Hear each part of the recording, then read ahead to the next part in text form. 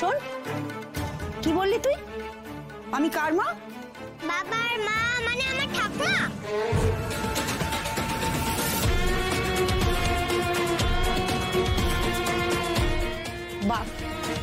বাবাটাকে?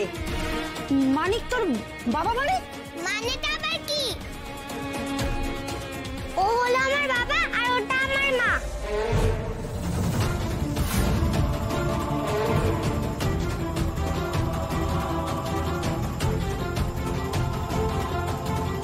কি?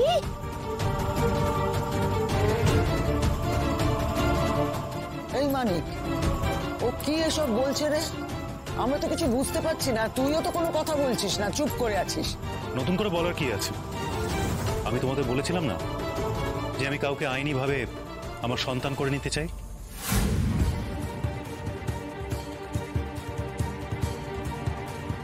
মানে আরে দুই মেয়েকে কোথা থেকে নিয়ে এলি? অনাথ আশ্রম থেকে।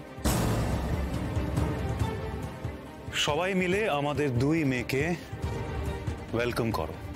দুই মেয়ে? হ্যাঁ, আমার দুই মেয়ে। ও হলো টাইরা আর দুর্গামণিকে তোমরা সবাই চেনো।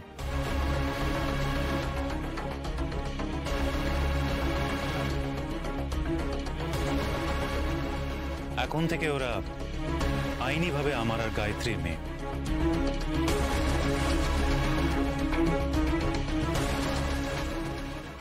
এক মিনিট তুই এদের দুজনকে? হ্যাঁ বাবা, লিখিত পড়িত করে। সেখানে আবার এটাও লেখা আছে যে আমি ওদের কোনোভাবে অনাদর করব না। সেটাতে আমি আর গায়ত্রী দুজনেই সই করেছি। গায়ত্রীও? হ্যাঁ, সেটাই তো নিয়ম। বুঝতে পেরেছি কেসটা কি হয়েছে। এইটা নিশ্চয়ই গায়ত্রী আগেও প্রকাশকে বলেছিল। প্রকাশ কথা শোনেনি, ওই কারণে রাগের মাথা বেরিয়ে গেছিল। আর প্রকাশ যে হেসুনেস্ত করতে গেছে, অমনি ওর মাথাটাকে ভালো করে খেয়ে তারপর, বুঝতে পেরেছো তো? সেটা আমি খুব ভালো করেই বুঝতে পারছি। মা, শুধু শুধু গায়ত্রীকে দোষ দিও না, এটা আমার সিদ্ধান্ত।